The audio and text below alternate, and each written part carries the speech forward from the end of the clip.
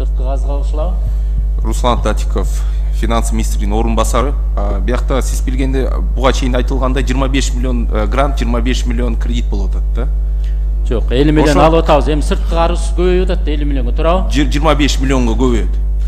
25 миллионго. 25 миллион. Себеп дегенде 25 миллион 650 миң бул деген АКШ доллары бул деген грант да? Грантка кайтарбайбыз.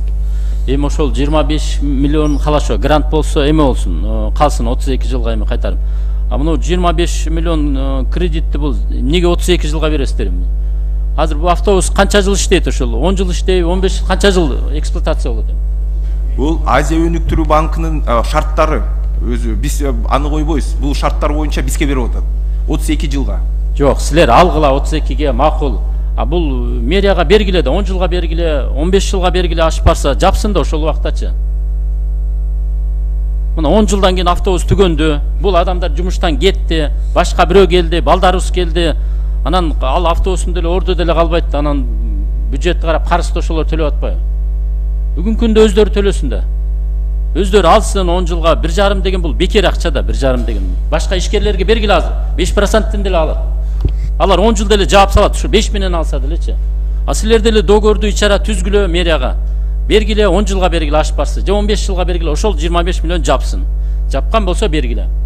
Анан жок, жаба албайбыз, жок бул калат, бул карыз кийинки биздин муунга калат десеңер, азыр биз колдобойбуз андачы. Мен колдоп бербейм дейшин. Муун эгер келечек балдарыбыз төлөсө анда колдобойбуз бизчи. Мэрия өзүбүз төлөп беребиз 10-15 жылда десин, азыр колдоп берелик бул. Улукбек Чырмашевич, сиздин сурооңуз эмнеге мэриягага түздөн түз бербей атат деген сурообу же? Жок, мен сизге жооп берип атам. Сиз алыңыз 50 миллионду. 25 миллион гранттын калсын иштеткиле, 32 жыл качамыт. Калган кредитти мэрия өзү төлөсүн да. Кредитти мойнуна илгиле өздөрүнө. Автобус тем более актайт, электромобилдер актайт өзүнчө. Сибиз төмүсү 1 сом болсо 15тен алып атат буларчы. 1 жыл, 2 жыл, 5 жыл деле актап коет өзү.